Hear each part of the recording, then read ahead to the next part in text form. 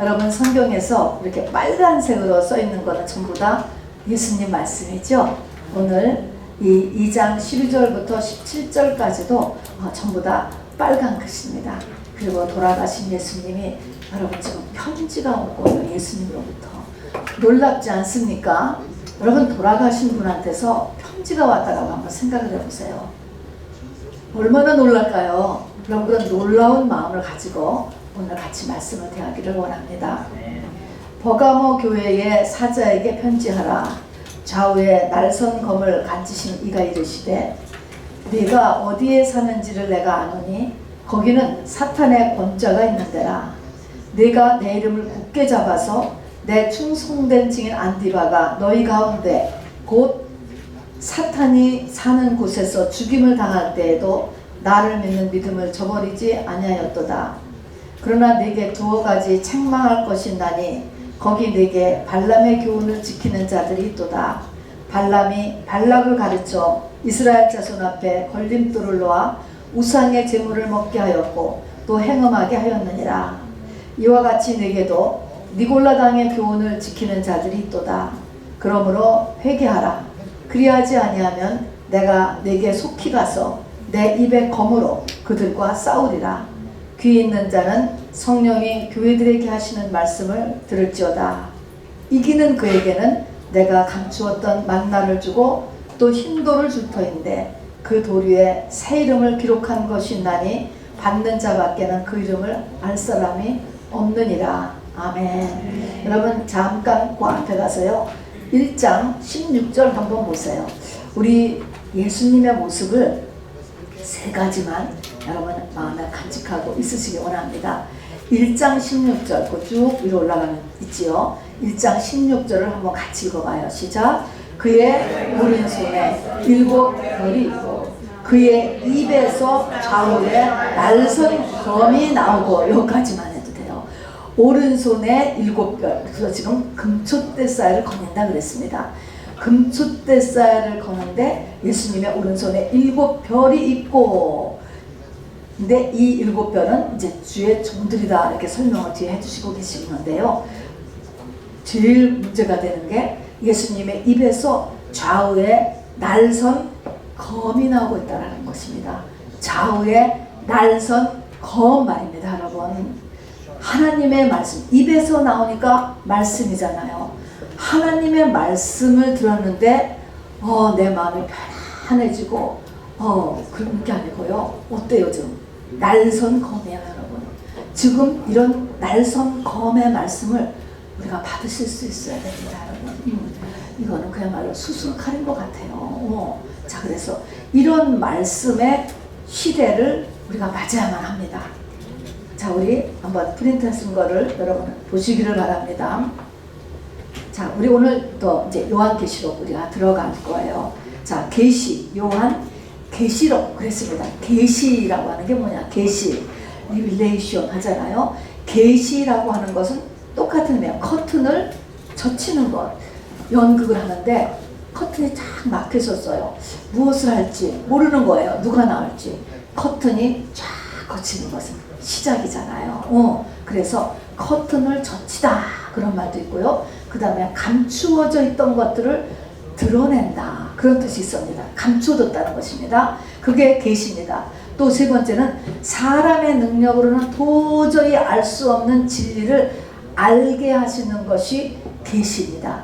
여러분 우리가 이 땅에서 연구하고 공부하면 다 알 수 있다가 절대로 아니에요 여러분. 절대로 알 수 없는 이렇게 3차원 이상은 알 수 없어요. 우리는 세상은 3차원까지밖에 모르잖아요. 보이지 않는 것들은 알 수 없는 것입니다. 사람의 능력으로 알 수 없는 진리를 알게 하는 것, 이것이 계시입니다. 그래서 요한을 통해서 알게 하신 책, 그것이 요한 계시록이지요. 엄밀히 말하면 성경 전체가 사실은 다 계시예요. 그래서 이 껍데기만 읽으면 이 속에 뭐가 있는지 몰라요 성경을. 그래서 설교자를 통하여서 풀어주시는 것입니다. 자 그래서 전체가 사실은 계시이고 인데 그 성경 66권의 마지막 책이기도 하고 결론적인 계시가 요한 계시록입니다.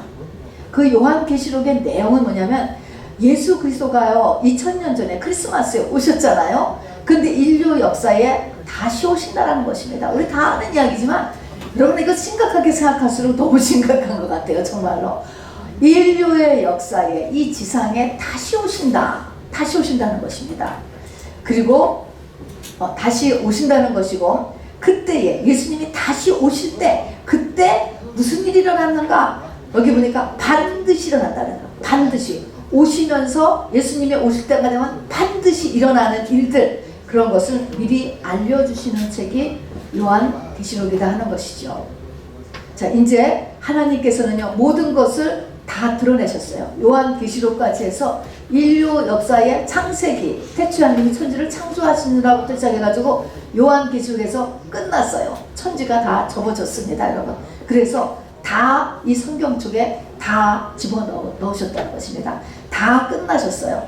그래서 끝나셨고 다 이루셨습니다. 다 드러내셨습니다. 성경을 통해서 다 드러내셔서 하시는 말씀 뭡니까? 누가 예수 그리스도의 재림을 준비하여 꼭 구원의 완성을 이루라고 말씀하고 계신 것이다. 밑줄에 누굴까요? 누구 보고? 나. 우리 요새 경제가 나요 여러분. 내가 이 재림을 꼭 준비하여서 구원의 완성을 이루라라고 말씀하고 계시는 책이 성경이고 마지막 요한계시록입니다. 그래서 마지막에 반드시 될 일이다 이렇게 이야기하고 있죠. 그래서 구원의 완성을 이루기 위해서 필요한 것입니다. 자, 그런데 오늘은 우리가 어디서부터 보느냐면요, 요한계시록 1장은 요한계시록의 서론입니다. 자, 2장 3장은 여기가 교회에 대한 얘기가 나와 있어요. 그죠? 그래서 7교회에 대한 이야기로 시작합니다. 자, 교회를 찾아오시는 예수님. 자, 그래서 모든 교회인데, 교회 중에서도 하나님의 숫자인 세븐에서 당시에 지금의 터키죠, 소아시아라고 불리우는 그 지역에 있던 7교회를 선정하셔서 그 7교회에게 편지를 보낸 것이 계시록 2장 3장입니다. 편지의 내용을 보니까 예수님에 대한 것, 나는 어떤 존재다 라는 거 말씀하시고요. 그런 다음에는 그 교회에 대한 칭찬이 있고, 그 교회에 대한 책망이 있고, 그 다음에는 어떻게 하라라고 하는 명령이 있고, 그 다음에 너에게 어떤 상급이 있을 것이다 라고 하는 상급이 있고, 이런 내용으로 있습니다. 만일 하나님께서 우리 교회에도 오신다면 이렇게 말씀하실 것 같아요, 여러분. 이것을 이제 우리가 참조로 하여서 이 하나님의 역사가 지금도 동일하다라는 거 하는 것을 잊지 마시고, 하나님의 관심은 그래서 어디에 있다? 교회에 있다라고 하는 것을 잊으시면 안 됩니다. 자, 우선 우리 네모를 먼저 보겠습니다. 예수님께서 인류 역사에 다시 들어오시잖아요. 이 크리스마스가 아닌 또 한 번 크리스마스가 지금 또 있습니다. 인류 역사에 다시 들어오시는 이유 2가지. 여러분 이거 물론 아신데 확실하게 더 하셔야 됩니다. 다시 오시는 이유는 뭐야? 다시 오시는 이유. 지금 한번 생각해 보세요. 예수님이 왜 다시 오시죠? 왜 다시 오셔요? 자, 첫 번째는 여러분, 농사를 짓는 농부는요, 씨를 뿌리고 물을 주고 막 김을 매주고 이렇게 했을 때 목적이 있죠. 농사꾼의 목적은 뭐냐면 끝에 가서 열매를 거둬야 되잖아요. 고추를 심었으면 고추 거둬야 되는 것이고, 참외를 심었으면 참외를 거둬야 되는 것이고, 반드시 씨를 뿌렸으면 열매를 거두는 게 목적입니다. 자, 그러면 농사를 짓는 농부는 목적이 있어야 돼요. 열매를 거두어야 되는 것이에요. 자, 그럼 하나님은 인류 역사에 무슨 씨를 심었다고 하셨죠? 하늘의 씨가 죽지 아니하면 이라 그래서 요한복음에 말씀하셨던 것처럼 예수라고 하는 씨를 심으셨습니다. 하나님은 예수라는 씨를 심으셨으므로 역시 예수를 열매로 추수하러 오시면 되는 것이죠. 자, 그래서 예수가 된 사람을 거두는 것, 예수를 거두는 것, 그것을 뭐라고 하냐면은 열매라고 하고, 그거를 신부라고 이야기합니다. 자, 이 속사람이 열매가 된 사람을 우리가 겉으로 봐서는 구원의 완성을 이뤘다, 또 예수 그리스도의 신부다, 이렇게 우리가 얘기를 하잖아요. 그래서 즉 신부를 데리러 오시는 것입니다. 신부 추수. 그래서 첫 번째는 우리가 다 하듯이 신부를 맞으러 오시는 거죠. 첫 번째는 주러 오셨습니다. 첫 번째는 재림 때는 신부 추수하러 오셨습니다. 그 다음에 농사를 다 졌으면 이제 뭐예요? 밭을 정리해야 되잖아요. 밭도 다 농사 지었던 그 밭 정리하고 뭐 곡괭이니 수도니 뭐 이런 거 이제는 다 정리해야 되잖아요. 그게 뭡니까? 뒷정리. 그게 뭐예요? 심판하는 심판. 이제 썼던 악의 도구, 매로 썼던 수많은 것들을 다 정리하는 게 심판입니다. 그래서 신부를 데리러 오시고 그 다음에 심판하러 오세요, 여러분. 이 두 가지입니다. 자, 저를 따라 해보시기 바랍니다. 신부를 구하러 오시고, 심판하러 오신다. 네, 자, 신부를 이제 구하러 오신다. 제일 첫 번째가 신부를 구하러 오는 거예요. 하나님이 신부 농사를 지었습니다.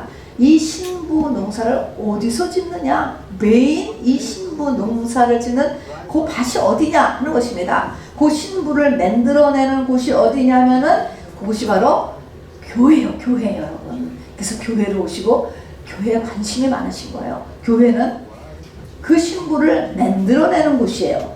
그러므로 하나님께서 이 교회라는 것을 만드셨고요. 지금도 계속적으로 운행하시는 그 기관이 바로 교회입니다. 그래서 요한계시록 1장에 보면은 바로 예수님이 오른손에 7뼈를 붙잡고 7 금촛대 사이를 지금 거닐고 계시다. 이렇게 소개하고 계세요.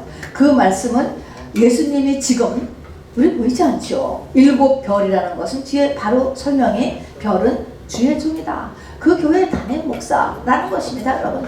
그래서 7별을 붙잡고 촛대는 교회다 얘기했습니다. 교회 사이에 계신다. 교회에 계세요, 예수님이. 보이지 않지만 예수님은 교회에 계시고 그리고 주의 종을 붙잡고 계시다. 이렇게 말씀하셨어요. 그러니까 교회가 아무리 타락하고 지금 만인 제사장주의를 해도요, 끝까지 주의 재림 때까지 교회하고 교회 담임 목사는 계속돼요, 여러분. 이 두 가지는 없어지지 않습니다. 있게 돼요. 그 모양새가 어떤 모양새를 취하든지 말입니다. 자, 그래서 교회가 도대체 뭔가? 라고 하는 것을 우리 또 확인하고 지나갑니다. 자, 교회가 맨 처음 교회라는 단어가 등장한 것은 마태복음 16장 예수님의 말씀에 시작되었습니다. 내가 내게 이르노니, 베드로한테 얘기한 거예요. 너는 베드로라. 내가 이 반석 위에 교회를 세우리니 음부의 권세가 이기지 못하리라 했습니다. 그런데 바로 왜 이렇게 반석이라고 하는 단어를 썼냐면 바로 그 바로 윗절에 베드로가 이렇게 얘기했습니다. 당신은 그리스도시요 살아계신 하나님의 아들이니다. 이렇게 고백을 했어요. 근데 그 고백은 자기가 뭐 몸에서 우러나와서 했다는 게 아니고요. 하나님께서 가르쳐 주셨다 그랬습니다. 하나님께 말하게 하셔서 그 순간에 당신은 메시아요. 모든 것을 할 수 있는 분이 메시아거든요. 당신은 메시아고 살아계신 하나님의 아들이다 그랬어요. 그것이 반석이 되는 거예요. 그런 고백이 고백으로 그치는 것이 아니고 그것이 진짜가 된 사람, 그런 사람이 위에 교회가 세진다 하는 것입니다, 여러분. 그래서 베드로는 이것이 언제 됐느냐 하면은 사도행전 1장에 마가 다락방에서 그것이 되었어요. 그래서 이 내 안에 계신 성령께서는 메시아셔, 전능하신 하나님이셔, 살아계신 분이야. 성령은 하나님이셔. 이렇게 됐다니까요. 완전히 변하는 거야, 그러면요. 그래서 교회는 이제 여기서부터 마가 다락방에서부터 시작이 되었습니다. 그런데 중요한 말이 있죠. 바로 교회를 세우는데 음부의 권세가 이기지 못하리라 이렇게 말씀하셨어요. 음부의 권세, 사단의 권세 똑같은 것입니다. 교회는요, 사단의 권세가 계속 요동친다는 거예요. 교회의 말입니다. 자, 그러나 여기서는 이기지 못한다는 것은 끝까지, 여러분, 그래도에도 불구하고 교회가 주의 재림 때까지 계속 있게 돼요. 자, 그래서 바로 없어질 듯, 다 무너질 듯, 가라앉을 듯 하면서도요, 교회가 계속 되는 것입니다. 자, 그래서 교회가 침몰치 못한다고 하셨듯이 재림 때까지 하나님께서는 구원의 방주로 교회를 쓰셔요. 여기에서 하나님의 자녀들을, 이 속사람을 키우는 곳이에요. 가정에서 자녀를 키우듯이 교회에서 영적 하나님의 자녀를 키워서 시집 보내는 것이죠. 자, 그래서 이 교회는요, 음부의 권세가 요동하도록 하나님이 허락하신 곳이에요. 그래서 교회는요, 가난, 재정의 문제, 전쟁, 또 질병, 문제가 터지고 이단의 공격이 끊이지 않는 곳이에요. 끊이지 않는. 이것이 사단의 권세가 바로 이렇게 요동하는 곳인 것입니다. 자, 이런 가운데다가 하나님이 그냥 이렇게 하는 것 하나님이 허락하셨어요. 교회가 이런 가운데 있습니다. 이런 가운데서 여러분 신부가 탄생되고 신부가 만들어지고 그리고 여기서 그래서 이기는 자가 되죠. 그러니까 교회는 이런 곳이에요. 그러니까 교회가 완전한 곳이야. 아, 교회가 왜 저래? 또는 교회는 천국이야.가 아니에요, 여러분. 그거는 사단의 사단의 용어예요. 그러니까 나는 교회를 안 다닐 거야. 교회 갈 교회가 없어. 여러분, 이것은 다 속는 거예요. 속는 거예요, 여러분. 교회는 음부의 권세가 요동치는 곳. 그 속에서 이기는 자가 되는 거예요. 이런 속에서 커가는 거예요. 여러분, 멋있지 않아요? 잘 되는 온상 속에서 크는 거하고요. 저는 이렇게 자유 경쟁 속에다 탁 던져놓고 하는 거 너무 멋있는 것 같아요, 여러분. 이런 데서 하나님의 신부가 정말 군사로서 탄생되는 거거든요. 그러니까 그러려니 교회는요, 늘 문제가 있다는 것을 여러분 알으셔야 돼요. 그리고 문제를 일으키는 사람이 있다는 것도 또 알으셔야 돼요, 여러분. 자, 그래서 이렇게 교회는 이제 그런 곳이다 하는 것입니다. 자, 예를 들어서 교회가 왜 이렇게 문제가 많냐? 요새는 교회가 전부 다 세상에 그냥 욕만 얻어먹는다. 또 갈 교회가 없다. 이런 말을 하는데요. 물론 교회가 할 수 있으면 평탄하면 좋겠죠. 자, 그러나 그래서 뭐 초대교회로 돌아가자 이런 말들도 많이 하는데 초대교회가 어땠느냐? 초대교회는 진짜 교회잖아요. 이 바울, 베드로, 백이, 시몬도 이런 사람에서 확실하게 시작된 이런 교회였는데요. 그 초대교회도 어땠냐면 사도 바울이 신약성경에 거의 반을 쓰셨는데 그 신약성경의 내용이 다 무슨 내용이냐면 당시 교회의 문제를 해결하기 위해서 쓰신 거예요. 그 내용이. 그 당시에 교회가 다 똑같이 문제가 많았습니다. 지금보다도 더하면 더했지 덜 하지 않았어요. 이 초대교회 여러분 이 신약성경에 교회에 쓴 그 문제를 보세요. 다 문제가 엄청 많았습니다, 여러분. 자, 그리고 사도 바울의 그 고백을 보면은 자기의 마음에 가장 큰 걱정, 가장 큰 부담이 뭡니까? 교회를 위한 것이라고 했습니다. 교회가 끊임없이 문제에 부닥치는 거예요. 그것 때문에 눈물로 편지를 썼고 교회를 위한 부담이 자기한테 최고의 부담. 고린도서 11장에 보면은요, 이 사도 바울의 고난이 쭉 나오잖아요. 먹지 못하고 또 자지 못하고 또 이 뭐 40여 하나 가마매를 맞고 여러 환란이 쭉 나오면서 끝에 가서 27절 28절을 보면은 내가 수고하며 애쓰며 자지 못하며 줄이며 목마르며 굶고 춥고 헐벗었는데 사역을 하면서 말입니다. 이외의 일은 고사하고 그런 게 문제가 아니고요. 자기 속에 날마다 눌리는 일이 있으니 곧 모든 교회를 위하여 염려하는 것이라. 이 세워놓은 교회마다가 문제가 없는 교회가 없는 거예요, 여러분. 자, 그래서 이런 곳이다라는 것을 알고 다니셔요, 여러분. 자, 그래서 하나님이 자기를 보내신 그 교회를 이런 줄 알고 다녀야 여러분 신부까지 크죠.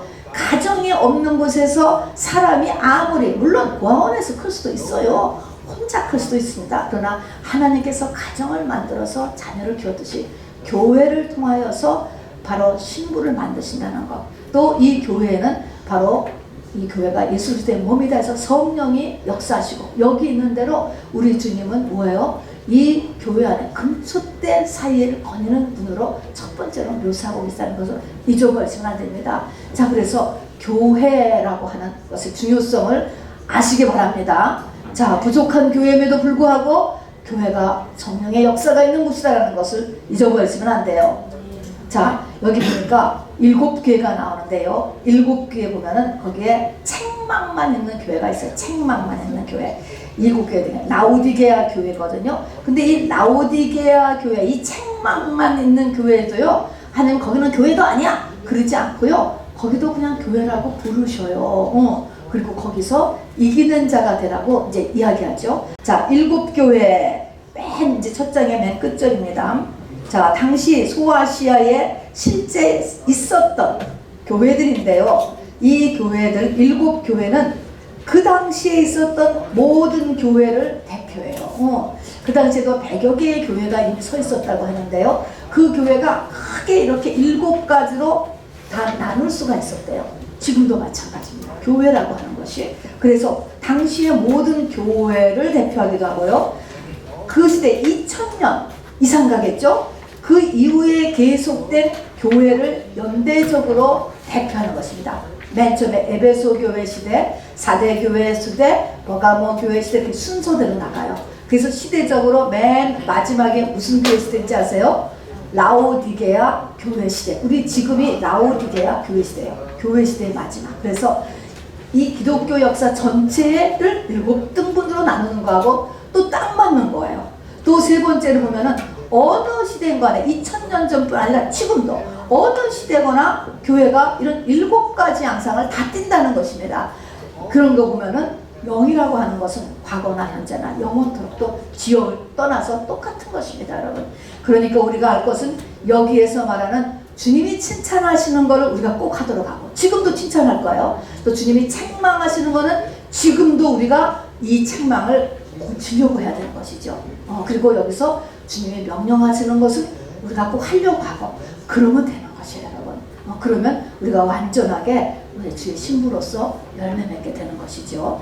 자, 두 번째를 보면은요, 프린트물 두 번째입니다. 이 7교회마다 동일하게 하셨던 3가지 말씀이 있죠. 그러니까 이것은 저와 여러분 또 시온 감리교회가 똑같이 받아야 되는 것이죠. 첫 번째가 뭐냐면 예수님이 교회의 모든 것을 다 안다는 거예요. 이 말은 여러분의 모든 것도 다 안다.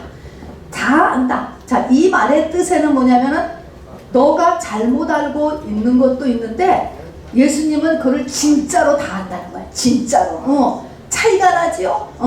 그래서 영의 세계, 하나님이 보시고 사단이 보는 그 세계하고 내가 생각하는 나, 또 내가 생각하는 우리의 교회가 다르다는 것입니다, 여러분. 그거를 하나님만이 정확하게 아신다는 거예요.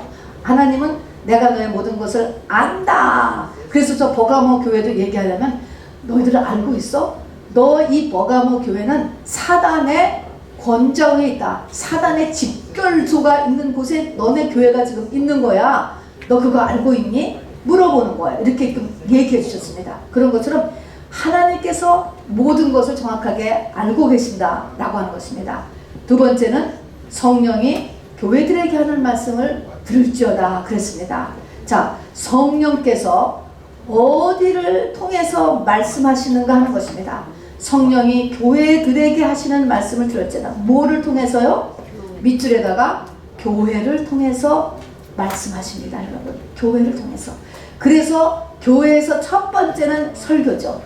설교 중에서 내가 들어야 되는 말씀, 고쳐야 되고 심어둬야 되고 변화돼야 되고 하는 결단해야 되는 거가 설교를 통해서. 두 번째는 성도의 교제를 통해서요. 성도의 교제를 통해서 나를 비춰주시고 누군가 나를 통해서 물을 말을 해주셔요, 여러분. 성도의 교제를 통해서 해주신 것입니다.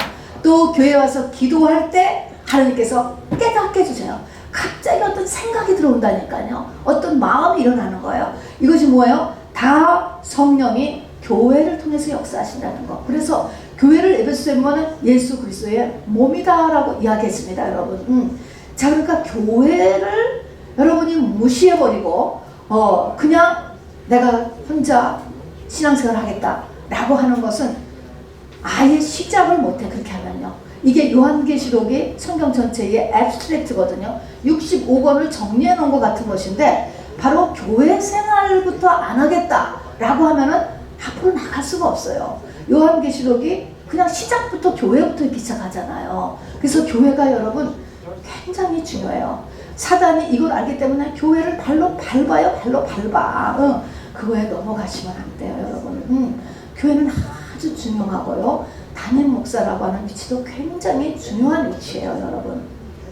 자, 그리고 그래서 성령이 교회들에게 하는 말씀을 들을지어다. 그 다음에는 아까도 얘기했지만 책망도 있고요. 여기 보니까 명령도 있고요. 막 있어요. 근데 이 가운데서 이기는 자가 돼요.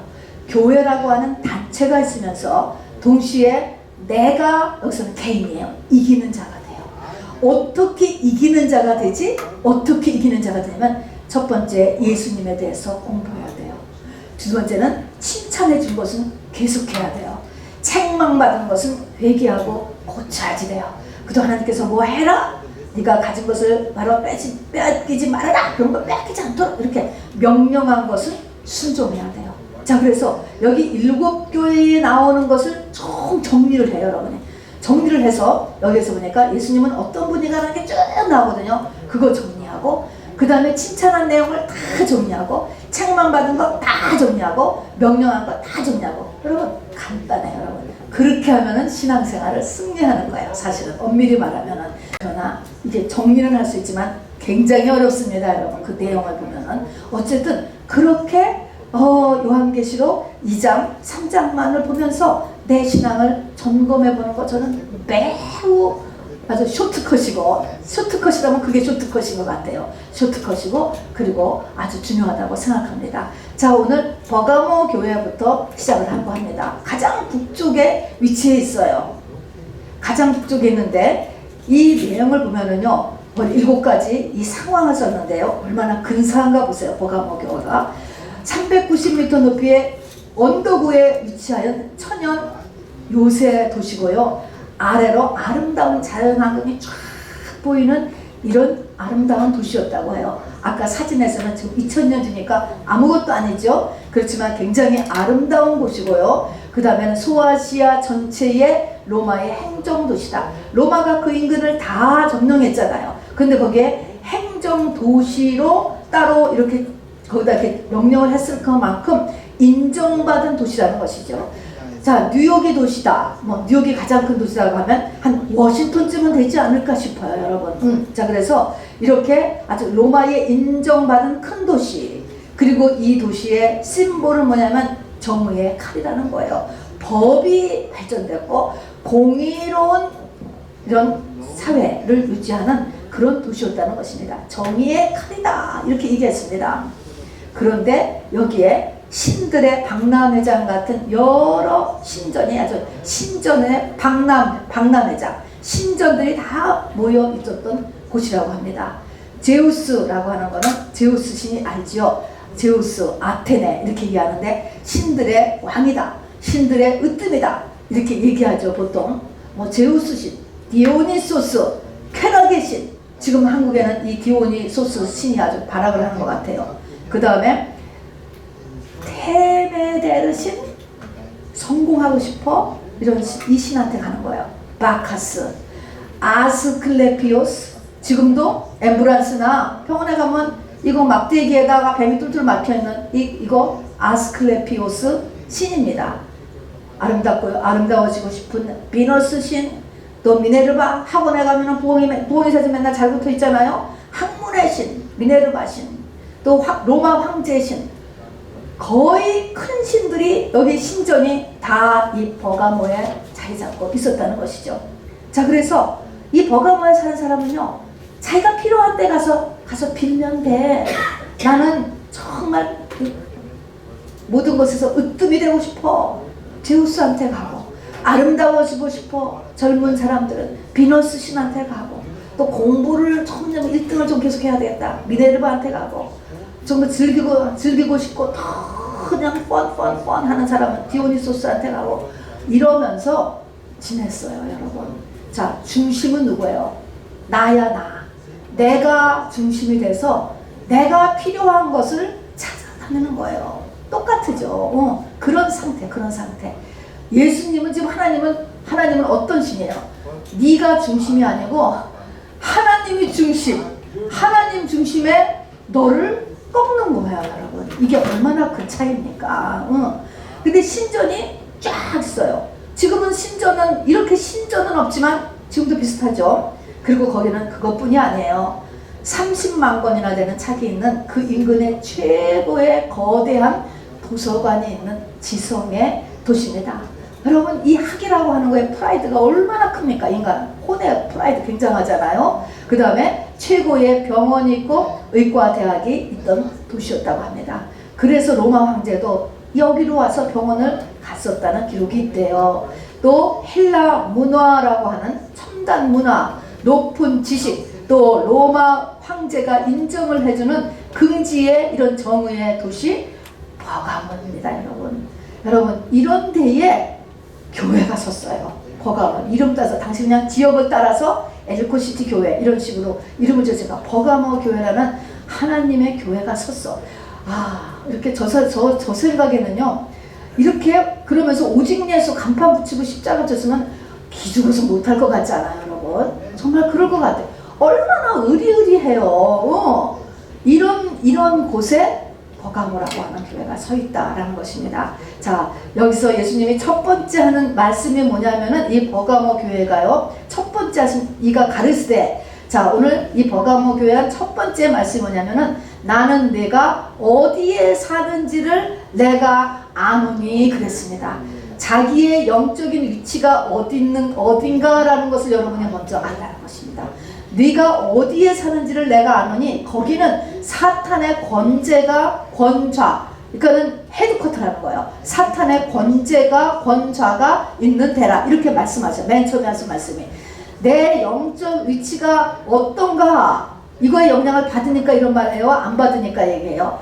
영향을 받는다는 것입니다, 여러분.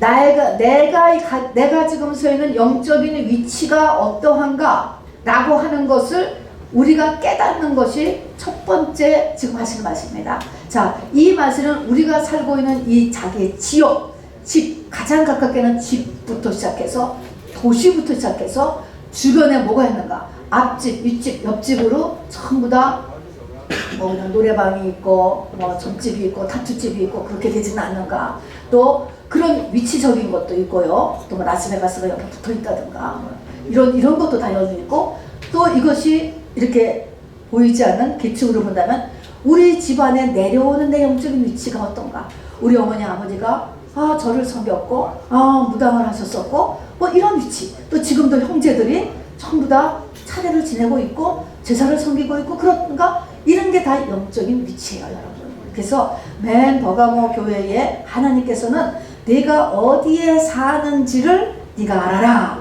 이거를 이야기하는 것입니다. 그래서 버가모 교회에게 뭐라고 했냐면 네가 있는 곳은 사단의 총본부가 있는 곳이다 라고 얘기했습니다. 정신 번쩍 차리라는 거죠. 지금 정신 번쩍 차려. 네가 지금 어디에 있는가, 영의 눈을 떠서 보면 네가 지금 어디에 있는가라는 것을 잘 알아둬라 라고 하는 것이 정신 차리라는 거죠. 자, 그리고 칭찬을 하셨어요. 두 가지를 칭찬했는데요, 참 칭찬받을 만한 것 같아. 여기에 아주 정말 한 놀라운 사람이 하나 살았습니다. 안디바라고 하는 사람이에요. 안디바라고 하는 사람의 그 안디바의 이름은 안티파스예요. 안티파스. 그래서 안티파스라는 것은 엔티, 반대한다. 파스라는 것은 지금 있는 이 세상을 나는 다 반대해, 이런 것입니다. 그 위에 있는 7가지 모습이 있잖아요. 아름다운 자연환경, 정말 크고 놀라운 이런 막 신전들, 모든 소원을 다 이루어주는 거예요. 그런 신전들이 있어요. 또 황제한테 인정받는 그런 정말 정의의 도시, 다음에 엄청난 학문, 그리고 그냥 이 의술의 발달, 이 의과대학, 그리고 그냥 이렇게 병원, 그러면 사람들이 건강에 제일 약하니까 제일 뻑뻑 죽는 거죠. 그런 거, 이런 거 다 안티파스, 아무것도 아니야, 나는 그런 거 인정 안 해, 이런 사람이 안티바예요. 그 사람을 칭찬을 했습니다, 여러분. 이런 버가모의 이런 모든 것이 아니다 라고 얘기할 수 있는 사람, 세상과 딱 그거고 구별해서 나는 그 길을 갈 거야. 저 버가모 지금 없어졌잖아요. 아까 같이 보세요. 벽돌만 남을 거, 이 기둥만 남을 거, 아무것도 없잖아요. 세월과 함께 다 없어지는 것입니다. 여기서 잘난 척 했던 사람들도 조금 다 지옥불에 가서 가능성이 많지요. 자, 두 번째의 칭찬은 뭐냐면 그 리더가, 안디바가 이 버가모 교회의 리더였는데 죽었습니다. 순교했습니다. 그런데 순교 후에도 흔들리지 않았던 버가모 교회의 성도들, 여러분 이거 굉장히 훌륭하지 않아요, 여러분? 주변에 가장이 어떻게 됐다든가, 교회의 담임 목사가 어떻게 되는가, 교회의 장로가 어떻게, 이러면은 그냥 다 웅성웅성하고 막 힘을 잃고, 예수 믿었는데 또 왜 이렇게 됐을까 등등해가지고 흔들리는데, 안 흔들렸다라는 것입니다. 여러분, 이것을 칭찬했어요, 여러분. 그러니까 한 개인의 믿음이 그만큼 성장했다는 거죠. 성장했기 때문에 안디바가 그래서 순교의 제물이 돼서 저렇게 이 황소 통 속에 들어가가지고 거기서 불에 타서 죽은 거예요, 여러분. 그 죽었는데 하나님 안 구해주셨잖아. 그냥 죽게 순교의 제물로 놔두셨어요. 그런데 이 버가모 교회가 굳건하게 그냥 있었다는 것입니다. 그래서 그 성도들을 칭찬하신 거예요. 그러니까 여기 칭찬한 건 우리가 다 지금 쫓아가야 되는 내용들입니다. 자, 그런데 여기 보니까 칭찬 아니고 두어 가지 책망할 것인지 드디어 나와요. 자, 전체적으로 다 좋은데 두어 가지, 두 가지예요. 두 가지 책망할 것이 뭐냐면 발람의 교훈을 지키는 자들과 니골라당의 교훈을 지키는 자들, 이 두 가지가 여기에 섞여 있다라는 것입니다.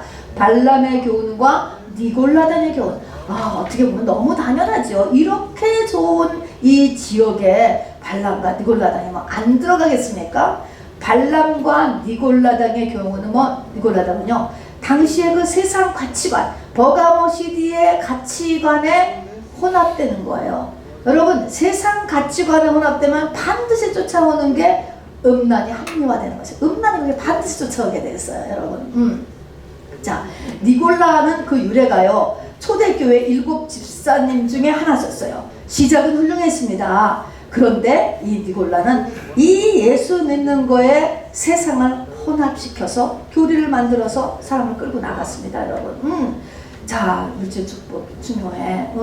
세상에 잘 되는 게 하나님의 뜻이야. 맞는지만 틀리는 거잖아요. 이제 그렇게 니골라의 교훈, 발람의 교훈 똑같습니다. 발람은 민수기 22장부터 25장 나오는데 역시 발람 선지자였어요.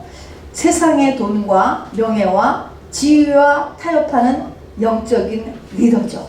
니골라나 발람이나 다 리더급입니다. 그리고 이 발람은 이제 반드시 음란으로 간다고 그랬잖아요. 세상과 타협하면 음란하게 돼 있어요.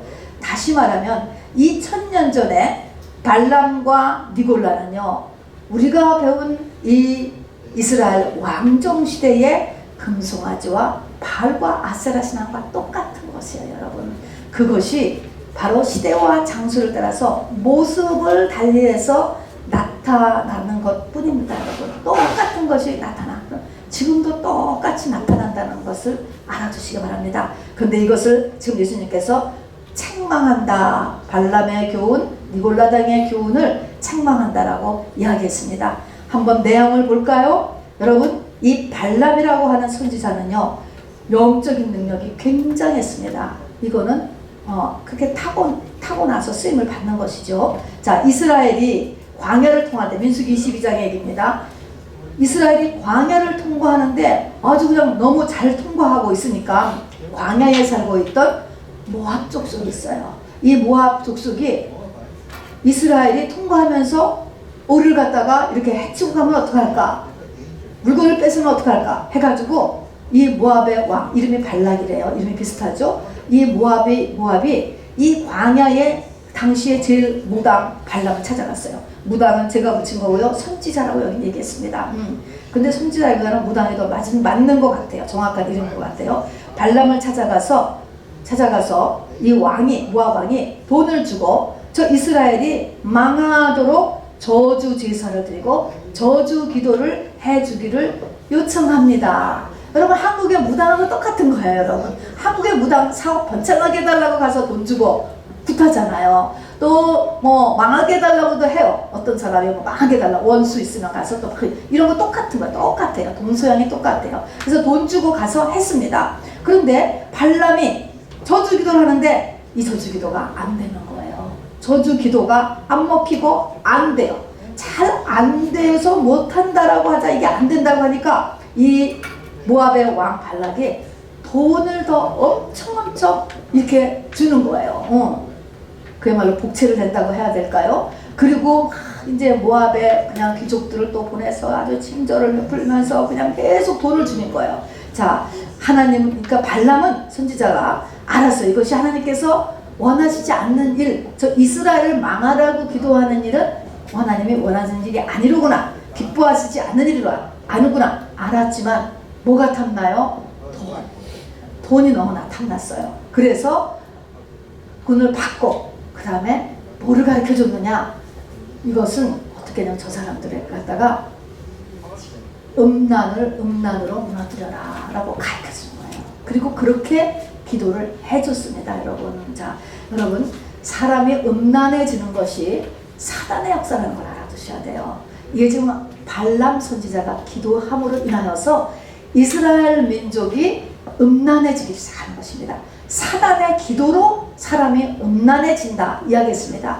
그러나 하나님은 이 발람 선지자도 구해보려고요 무척 노력을 했습니다. 여기 보면은요 22장의 뒷부분에 가서 보면 이 발람 선지자가 가는데 선지자가 가는데 나귀가, 발람이 타고 가는 나귀가 막어요. 막고 막 그냥 못 가고 막 몸부림을 그러다가 사람 말을 하는 거예요. 여러분, 이 기적은 정말 성경에 하나밖에 안 나와. 여러분, 이 언어라는 것을 사이클을 맞추면 짹짹짹짹 멍멍멍 하는 것이 사이클이 달라서 우리가 짹짹짹으로 들리는 거죠. 방언도 마찬가지고요. 사이클을 맞추면은요 이게 다 되는 거예요. 우리도 새하고도 말이 통할 수 있고. 그러니까 갑자기 나귀가 사람 말을 했어요. 왜 그러시냐, 가지 말으라는 것이죠. 자, 이런 기적이 일어났는데도 이런 기적이 세상에 어디 있겠어요? 이걸 누가 믿겠어요? 나귀가 사람 말을 했어. 잘못 들은 게 아니고 정말 사람 말을 했다고. 그렇게 했는데도 안 들었어. 여러분, 이게 무엇을象徵합니까? 여러분, 이 바알과 아세라, 금송아지를 우리가 벗어나는 것이 굉장히 어렵다는 것을 알아야 돼요. 굉장히 어렵다. 이런 초능력을 봐도 안 고쳐, 못 고쳐 발람이. 그래서 나중에 여호수아에게 진멸되고 말아요, 이 발람 선지자가. 자, 그리고 나귀를 막 때려요. 너 왜 가자는데 안 가냐? 라고 하면서 막, 우리 세 번째 페이지입니다. 이 발람 선지자가 나귀를 때렸거든요. 이 나귀를 때렸다. 나귀는 천한 동물, 아주 천한 동물을 상징하는 거거든요. 자, 사람들이 말을 할 때 너 같은 것의 말을 내가 듣느냐? 여러분, 이게 무슨 말이에요? 내가 하는 말이 하나님께서는 누군가를 통해서 교정을 시켜주려고 말을 할 때 안 듣는다는 거예요. 안 들어요. 이게 나귀를 때리는 이 발람 선지자하고 똑같은 것입니다, 여러분. 예, 발람 선지자가 엄청난 영권이 있었으니까. 그런데 하나님은 이렇게 짐승인데, 그러니까 나귀 같은 사람의 말로서 이렇게 무시한다는 것이죠. 하나님은요, 이렇게 누구든지 간에 우리에게 누구든지 간에 올바른 길로 인도하시려고 최선을 다하신다는 것을 아셔야 돼.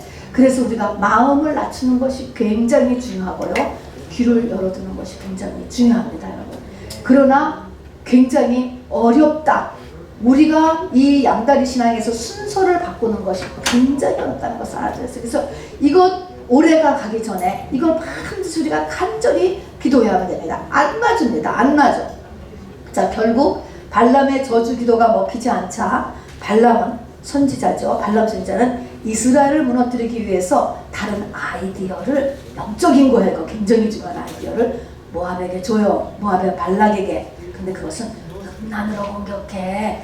음란으로 공격하면 넘어가게 되어 있어. 해가지고 음란으로 공격을 하는 것입니다. 여러분, 이래서 우리가 기도해야 될 필요가 있어요. 광야길 끝 무렵 한창 지쳐있지요, 지금 이스라엘 남자들이. 40년이 다 됐을 때예요, 이때가. 그럴 때 이스라엘 남자들에게 모압 여인들이 초청을 했습니다. 뭐 뺏으러 온 게 아니에요. 아름다운 음악과 풍성한 음식과 파티에 초대를 했어요. 초대를. 우리 다 모압도 또 이스라엘도 우리가 사실은 올라가면 우리가 다 한 족속이었어. 이렇게 얘기하면서 쉬었다가라고 초대를 했더라고요. 여기에서 이제 넘어간 것입니다. 이스라엘 남자들이 이미 악한 영의 음란을 다 풀어놨으니까 이로 인해서 하나님께서 이스라엘 진노하셨습니다. 진노하셔서 24,000명이 연병으로 죽었습니다. 광야 40년을 다 통과해서 끝모르기에 가서 이 얼마나 귀한 이런 청년 남자입니까? 24,000명이 죽었다라고 하는 것은 너무너무나 아까운 것이죠. 자, 그러나 여기서 이제 이것이 어떻게 여기서 이 하나님의 진노가 멈추었는가? 어떻게 끝났는가? 왜냐하면 음란 계속 번져가거든요. 어떻게 끝났느냐? 25장, 민수기 25장 7절, 8절을 보면 말입니다. 내 안에 여기서 보면 음란 귀신을 끝내는 길을 우리가 여기서 봐야 돼요. 이 마지막 때 음란이 전체적으로 굉장히 번져 있거든요. 자, 그래서 건강한 사람한테도 이게 다 들어가 있어요. 자, 이런 음란 귀신을 끝내는 길, 상주하는 것 끝내는 길, 수술해야 되는데요. 우리가 심해지면은 수술, 약 먹어서 안 되잖아요. 수술이라는 걸 해야 되잖아요. 수술 내가 할 수 있게 없게요. 수술은 내가 못해요. 내가 못하는 게 특징이에요, 여러분. 내가 나를 수술하지 못해. 약 먹는 거 정도는 할 수 있어. 그러나 수술은 못해요. 그렇기 때문에 하나님께서 환경을 통해서 나를 수술시켜주는 것입니다, 여러분. 하나님께서 나를 수술하는 거야. 환경이라는 게. 나를 막 핍박하고 나에게 어려움을 주는 사람, 또 어떤 문제, 돈 문제, 뭐 여러 가지 그냥 이 모든 것들이 다 교훈도 마찬가지죠. 환경을 통해서 나를 수술시키려는 것이죠. 민수기 25장 7절에 보니까요. 제사장 아론의 손자 엘르아살의 아들 비느하스가 회중 가운데서 일어나 손에 창을 들고 그 이스라엘 남자를 따라 그의 막사에 들어가 이스라엘 남자, 우리 편이죠. 이스라엘 남자와 그 여인의 배를 꿰뚫었어요. 한 창에다가 꿰뚫었어요. 그래서 두 사람을 어떻게 했어요? 죽이니 연병이 이스라엘 자손에게서 그쳤더라. 이거 하고 나니까 그 연병으로 죽은 자가 24,000명이었더라. 비느하스의 창이 두 사람의 배를 꿰뚫었다는 것이다, 여러분. 이게 뭡니까? 이렇게 하지 않고서는 음란 귀신이 안 떠난다는 거예요, 여러분. 자, 비느하스의 창입니다. 하나님의 말씀이에요. 아까 제가 검이라고 했잖아요. 좌우의 날선 검. 이런 좌우의 날선 검과 같은 하나님의 말씀을 계속적으로 듣기 싫고 아프죠. 불편하죠. 말씀과 함께 죽음과도 같은 대수치, 대고통을 치르는 대수술을 받아야 내 안에 음란이 끊어진다는 것입니다, 여러분. 자, 그래서 오늘 이 버가모 교회에서는요, 우리가 이 마지막 때 음란에 대한 경고를 하고 계시는 거야. 이 음란은 하나님의 다른 것을 섬기는 음란이 아니고 남녀 관계의 음란을 이야기하는 것입니다, 여러분. 그 음란을 이렇게 끔찍하다는 것과 이 음란이 마귀의 이 마지막 공격이 음란으로 온다. 요즘은 뭐 법적으로 결혼식하고 사는 사람도 별로 없잖아. 그냥 다 살지, 요즘 애들이. 다 같은 내용인 것이죠. 자, 그래서 이런 하나님의 말씀이 우리에게 있어야 된다는 것이죠. 자, 그래서 버가모 교회에 이기는 자, 우리가 이기는 자가 돼야 돼요. 그러면 이 버가모 교회에서 보게모에서 이기는 자는 어떤 교회? 칭찬하신 거잖아요. 아까 뭐를 칭찬했느냐? 안디바가 순교한 거 칭찬했고요. 또 안디바가 순교했는데 교회가 흔들리지 않는 거. 리더가 없어졌거나 리더가 실종을 했을 때도 또 리더가 성적으로 비참하게 되었잖아요. 그런데도 성도들이 그 믿음을 계속 붙잡고 있는 거. 우리 계속 이렇게 해야 돼요. 그래서 우리가 알아야 될 것은 이 버가모라고 하는 그 도시, 강하고 정말 근사하고 이렇게 봐서 다 좋은 이런 세상과의 영적 전쟁이에요. 자, 핍박보다 어려운 것이 유혹입니다. 이 버가모 교회 때는요, 이제 이 핍박을 이렇게 넘어서는 때요. 이제 4대계 그 다음 세대는 완전히 영합을 해버렸는데, 완전히 영합하기 전에 아직 그 왕성한 그 핍박은 없던 시대. 그러니까 막 넘어갔던 시대거든요. 그런데 보니까 핍박보다 어려운 것이요, 유혹이에요. 잘 되는 거예요, 여러분. 고난보다 어려운 것이 잘 되는 거. 내 믿음이 가라앉는 것이 핍박에서 가라앉는 게 아니고요, 바로 이렇게 잘 돼서 가라앉는 게 더 많다는 것이죠. 자, 그 다음에 우리는 발람과 니골라당의 교훈에서 빠져나와야 됩니다. 양다리 신앙에서 우선순위를 확실히 하는 것이 너무너무나 오래가 가기 전에 중요합니다. 그리고 양다리 신앙은요, 반드시 성애타락으로 연결돼야 돼요. 우리는 성적 정결을 유지한다는 여러분 확신이 있으셔야만 합니다. 결혼을 안 한 청년도 그렇고 결혼을 하신 분도 그렇고 여러분 이 성적인 정결을 그러니까 유지해야 됩니다. 그리고 이 버가모는 도시가 정의의 칼의 도시라잖아요. 하도 우리가 그냥 나라가 법도 확실하고 막 공의의 나라, 정의의 칼 이랬다고 문제가 해결되는 것이 아니고요. 정의의 칼이 아니고 말씀의 칼이 중요한 거예요. 성경 말씀의 칼로 병도 고치고 관계도 회복되고 가정도 서고 사업도 승리하는 것이지 세상 정의의 칼로 되는 것이 아니라고 하는 것을 우리가 잊지 마시기 바랍니다. 그래서 정의의 칼이 아니고 여기에서 예수님께서는 다들 좌우의 날선검을 가지시니가 이르시되 하면서 나는 좌우의 날선검을 가진 하나님이다 이렇게 얘기했습니다. 그러니까 이 좌우의 날선검은 뭐야? 말씀이에요 여러분. 아주 강한 말씀이죠. 요 말씀으로 우리가 서나가야 된다는 것을 이야기합니다. 자, 끝으로 여기서 이겼어요. 버가모 교회에 칭찬하시는 건 쫓아가고 책망하는 것은 우리 안 하기로 했어요. 자, 그러면 이렇게 하면은 우리에게 어떤 상급을 주시는가? 뭐 눈치챘겠죠. 감추어진 만나와 힘도를 주신다. 이렇게 얘기했습니다. 감추어진 만나라고 하는 것은 또 뭘까? 감추어진 만나. 만나가 뭐야? 만나는 40년 동안 내렸던 만나 가나에서 내렸잖아요. 그 만나를 보고서 사람들은 만나라고 하는 이름이 이것이 무엇이냐라고 하는 의미예요. 이것이 무엇이냐? 안 보던 거라는 거예요. 이것이 뭐냐면 예수 그리스도죠. 그러니까 만나가 예수 그리스도예요. 그런데 만나가 예수 그리스도, 나는 생명의 떡이다 이야기한 것처럼 만나가 예수 그리스도신데 그 만나가 또 감추어졌어? 감추어졌어? 이 감추어진 건 뭔가? 감추어진 만나다. 감추어진 만나. 예수님이 나의 신랑인 것이 감추어졌다는 거예요. 예수님이 메시아인 것이 감추어졌다는 거예요, 여러분. 그것을 알게 해주신다는 거예요. 어떻게 알죠? 내 속사람이 성장하면 알아요, 여러분.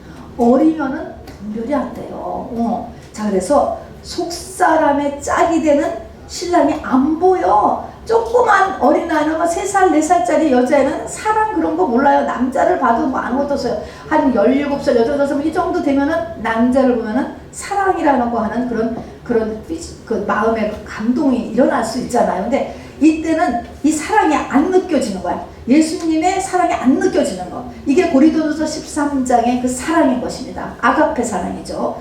그런 신랑이 안 보여요. 이것이 감추어진 만난데 이것이 나타내지는 것입니다. 즉 속사람이 성장하여서 계시가 열려지고 하나님의 말씀이 풀어진단 말입니다.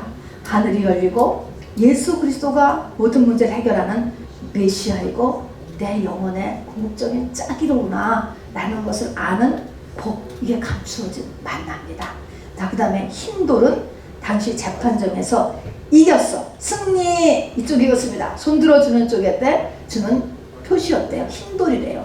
승리하신 예수님 것입니다. 흰돌이라는 교회 있지요. 그래서 승리를 나타냅니다.